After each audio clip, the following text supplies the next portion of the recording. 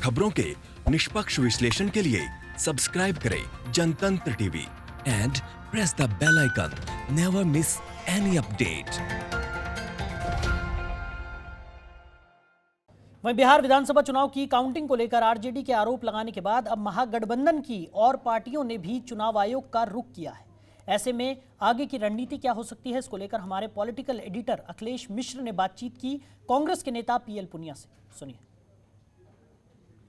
बिहार में विधानसभा चुनाव के नतीजे आ चुके हैं, लेकिन अब तमाम राजनीतिक दल उस पर सवाल उठा रहे हैं। महागठबंधन के लोगों का कहना है कि अंतिम समय में चुनाव में धांधली की गई है, जिसकी शिकायत उन्होंने बाकायदा चुनाव आयोग से भी की है। किस तरह के उन्होंने आरोप लगा रहे हैं, मेरे साथ बातचीत करने के लिए हैं कांग्रेस के प्रवक्ता पीएल पुनिया साहब। पुनिया साहब, आप तो सब पदों पर रहे हैं, आपने प्रदेश में चुनाव कराए हैं, देश में चुनाव कराए हैं, ये कहा जाए कि आपको ब्यूरोक्रेसी का भी अनुभव है और नेता भी हैं। किस तरह धांधली हो सकती है और जो आप आरोप लगा रहे हैं उसको कैसे कहेंगे? मैं आपसे इसलिए पूछ रहा हूं कि आप हो सकता है उस प्रक्रिया को आपने किया हो, कई सरकारों के बड़े ब्लू आइड बॉय रहे हैं, दुलरुआ रहे हैं, तो हो सकता है सरकारों के पक्ष में आपने किया हो, तो आप ज़्यादा बेहतर समझ पाएंगे कि हाँ यहाँ गड़बड़ी हो सकती है। देखिए, गड़बड़ी कराने का अनुभव मुझे नहीं है। ये सही है कि अनेक चुनाव कराए हैं रिटर्निंग ऑफिसर के रूप में या डिस्ट्रिक्ट मजिस्ट्रेट के रूप में। रिटर्निंग ऑफिसर उस परिस्थिति में एसडीएम्स होते हैं विधानसभाओं के, तो वो अनुभव है। और जो लास्ट मिनट पर जब थोड़े वोटों से के अंतर से हार जीत हो रही हो, उस समय बहुत क्रूशियल डिसीजन होता है। जैसे रिकाउंटिंग का कर दिया, रिकाउंटिंग का नहीं किया, दोनों ही अपने आप में महत्वपूर्ण है। अनेक ऐसे उदाहरण हैं जब थोड़े वोट से हार हो रही है और रिकाउंटिंग में जीत हो गई, तो ये संभव है। तो बाद में स्टेटमेंट ये अवश्य जारी किया कि इलेक्शन कमीशन के अधिकारी किसी के दबाव में काम नहीं करते और वो सही निर्णय होता है। हम मानते हैं कि जितना भी काउंटिंग होती है वो पब्लिक डोमेन में है, वो बाकायदा अपलोड हो जाती है और आगे चल के, लेकिन जब अंतर आ जाता है, थोड़े से अंतर से हार जीत का फैसला है, वहाँ पर निर्णय रिटर्निंग ऑफिसर का बहुत महत्वपूर्ण हो जाता है। उसी के ऊपर सवाल खड़े किए गए और अब चुनाव डिक्लेयर हो गए। मेरा ये मानना है कि अब इलेक्शन कमीशन भी कुछ नहीं कर सकता। सब लोग समझना चाहते हैं कि क्या धांधली कहाँ हो सकती है। जो आप आरोप लगा रहे हैं वो धांधली कहाँ हो सकती है? क्या जो वैलेट वोटिंग की बात कही जा रही है, थिन मार्जिन में, क्या मशीनों में?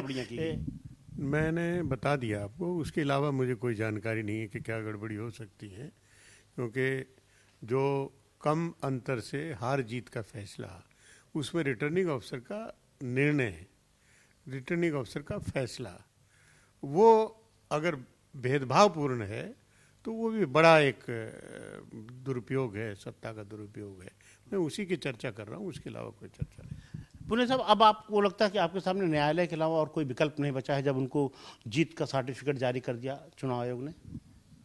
देखिए, इलेक्शन प्रोसेस पूरा होता है, काउंटिंग होती है और सर्टिफिकेट जारी करने से पहले सब कुछ संभव है। उसमें रिकाउंटिंग भी संभव है और किसी का ऑब्जेक्शन होगा तो उसका निराकरण भी संभव है। लेकिन सर्टिफिकेट एक दफ़ा जारी कर दिया तो वो रिटर्निंग ऑफिसर के एम्बिट के भी बाहर हो जाता है, इलेक्शन कमीशन के एम्बिट के बाहर हो जाता है। अब वो विधायक चुना गया, अब उसको रोक नहीं सकता और उसके खिलाफ अगर कोई शिकायत है, आपको पद का दुरुपयोग किया हो या गलत बयानी की हो, गिनती में हेराफेरी की हो, इस सब का न्यायालय में इलेक्शन पिटीशन के माध्यम से उसको चैलेंज किया जा सकता है और वही एकमात्र उपाय है, उसके अलावा कोई उपाय नहीं। आप चैलेंज करेंगे उसको? नहीं, मैं चैलेंज नहीं करूंगा।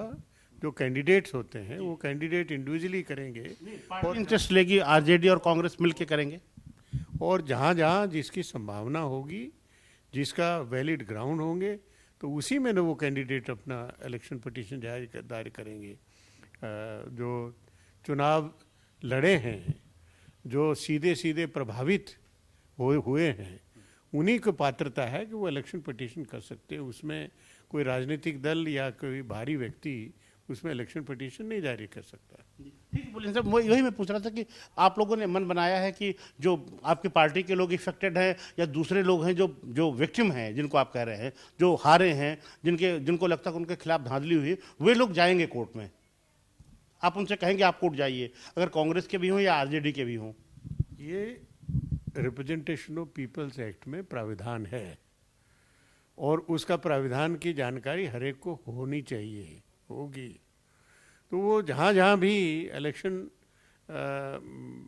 में पॉसिबिलिटी है कि यहाँ पर गड़बड़ी हुई है, यहाँ इलेक्शन सेटिसाइड हो सकता है, तो ऐसे में कानूनी राय लेकर और अंतिम निर्णय लिया जाएगा कि किसी पर्टिकुलर मामले में इलेक्शन पिटीशन फाइल किया जाए या ना किया जाए।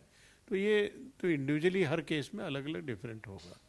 बहुत बहुत धन्यवाद। ऐसे पीआर पुनिया साहब, जिनका साफ तौर पर कहना है कि अब जब उनको एक बार जीत का सर्टिफिकेट मिल गया है तो न्यायालय ही एकमात्र रास्ता है और इस पे पात्रता के आधार पर तय करेंगे कि किस कैंडिडेट को किस तरह से अपने मामले को दायर करना है।